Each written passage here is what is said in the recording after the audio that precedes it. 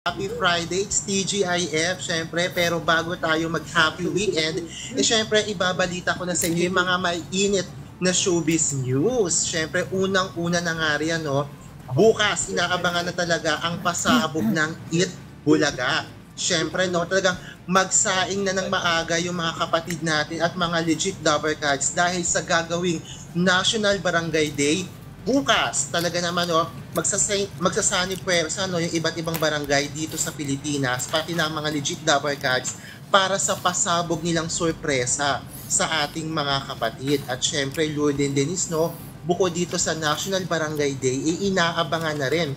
Kinumpirma na nga ni Bossing Vic Soto, no, na magiging bisita bukas ang kakambal ni Atasha Mulak na si Andres Mulak. Kaya naman kaabang-abang na, no, kung ano yung magiging kilig moment na naman, dahil alam naman natin, no, aminado naman yung isa sa mga legit Dabber Cats natin doon na si Raisa May Dizon, na talagang crush niya itong si Andres. So abangan natin, no, kung ano ba yung magiging tuksuhan sa kanila tomorrow sa It Bulaga. Yan, Lourdes Denise. Ay, sorry, Von. Oo. Sorry, nawalan kami ng kilig kasi sa nabalitaan namin.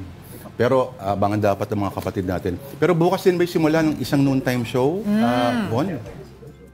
Oo, yung isang noontime show magsisimula na rin sa isang network, no, sa kabilang network. So tapatan talaga to ng mga noontime show bukas. Abangan natin, no, dahil mukhang first time to in so many years na talagang magbabakbakan yung dalawang considered as biggest noontime show ngayon sa Pilipinas. So abangan talaga natin yung pagsisimula ng bakbakan na yan, ang totoong bakbakan ng mga noontime show sa local television. Lourdes Denise. At ito ay sa ibang channel na dating kakumpetensya mapapanood. Correct. Kaya yan yung mga inaabangan din ng mga ng mga TV enthusiasts na maituturing. Talaga namang ito yung bakbakan ng mga noontime shows. And speaking of programa, syempre bukod sa sa National Barangay Day at pagbisita ni Andres Mulak sa It Bulaga, syempre aabangan din yung mga bagong kapatid shows simula bukas. Unang-una na nga riyan, no, ang bagong programa ng ating bagong kapatid na si Mark Logan. Ito ang Top 5 Kwentong Mark Logan. So magsisimula na nga yan bukas, no, 6:15 pagkatapos ng Frontline Pilipinas Weekend. At syempre, aabangan dito yung iba't ibang human stories, iba't ibang fan videos na talaga naman isa sa mga kinikilalang boses sa larangan ng telebisyon at radyo na si Mark Logan. At syempre, pagdating naman sa linggo, sa April 7, ang kapatid mo, Idol Raffy Tulfo. So, syempre, aabangan dito yung bagong programa ni Idol Raffy Tulfo, no? This is a mix of news, magazine, and public service. Kaya linggo-linggo, abangan kung ano yung mga pasabog na pagtulong na gagawin ni Senator Raffy Tulfo sa bawat storya na ipapakita at ipapalabas nga rito sa kanyang bagong public service program. Yan, Lourdes Denise. Nagkaroon din dati ng medyo short-lived lang. Parang dramatized versions ng ibang Raffy Tulfo cases. At sayang, sana magkaroon ng dramatized version. Yung pinapanood ko sa'yo na 2 episodes, Denise. Okay, ano nga? Yung Solian. Solian, tsaka si Colonel. Tsaka si Colonel. Naloka ako panood na lang.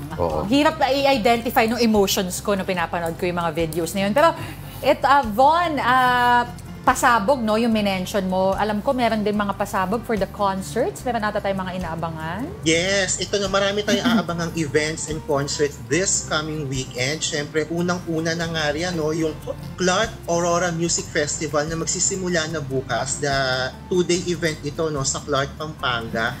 Mga pasabog yung mga performers dyan na riyan ng SB19, December Avenue, sila Rico Blanco, ang parokya ni Edgar. So, bukod sa mga performance ng ilan sa mga hit OPM stars and OPM artists, magpapasinklaban din dyan ng ng iba't ibang tawag dito, Balloon Festival.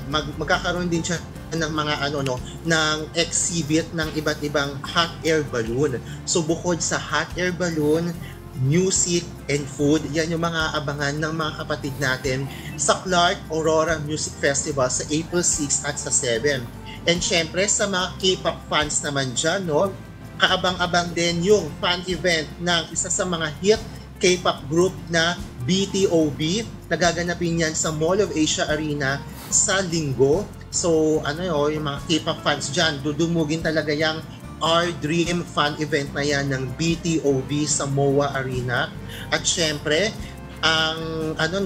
yung mga old school naman dyan, yung mga feel-good fans naman dyan ni James Taylor, kaabang-abang rin ng kanyang concert this coming Monday sa Mall of Asia Arena. So sa mga feel good listeners diyan, yan yung mga aabangan. At syempre, mamaya i-cover natin official announcement na ng mga official candidates sa 60th anniversary ng Binibining Pilipinas. So gaganapin yan mamaya sa New Frontier Theater. So, sino ba yung mga frontrunner dyan?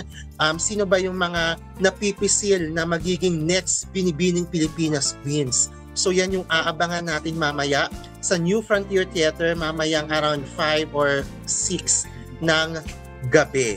Lourdes and Denise? Yvonne, since ayaw mo kumanta, iniisip ni pinag-usapan na Denise kung paano ipipresent, halimbawa. Ako, tingnan mo, sakto na yan. Ganda naman your smiling face, Von. Alam mo na yan. Alam mo ba yung kantang yon? You're smiling. Whenever I see your smiling face. James Taylor. Hindi ko memorize. Ay! So, may pa-special. Iba sige. na lang. You've Iba got... na lang. You've got a friend. Oo, You've Got a Friend. Go. Ni James Taylor. Wait, i-check natin yung lyrics. When you're down and troubled and you need the helping hand. James Taylor. Yan. Naku, mukhang mapapanood ako nito, kasi syempre fan tayo ng mga feel-good music. So, Von, habang sinesearch mo yan, Von, info lang. Magko-concert dapat yan years ago. Pero, dahil sa ngayong nababalita mga AJK, hindi tumuloy si James Taylor. At for the first time in his life, nakatikim ng trolling Filipino style si James Taylor galing sa mga, sabihin natin na yung mga fans ni James Taylor, galit na galit. Pero may mga fists doon sa kanilang mga comments. Von, kunyari, presenting, from Mandaluyong City. One night only. Ito na. You just call out my name, and you know wherever I am, I'll come running to see you again. Yee-hoo! Winter, spring, summer, or fall, all you have to do is call, and I'll be there. You got a friend. Yes! Taray naman Napagbigyan ko na talaga. kayo, Lord and Sabi ng abayin. Akala ko puputulin, pero no. Akala ko niloloko lang ako ni Von kanina. Von, thank you very much for that wonderful piece of singing. Talent portion lang yun. Sorry, medyo paus-paus pa ako. Wala pa sa kondisyon yung vocal cords ko. Thank you, Von. So, abangan nyo next week. At mukhang madidiligan ang kalupuan na tuyong-tuyo na sa initan. Alright, thank you. Tito Von Milenario, maraming salamat.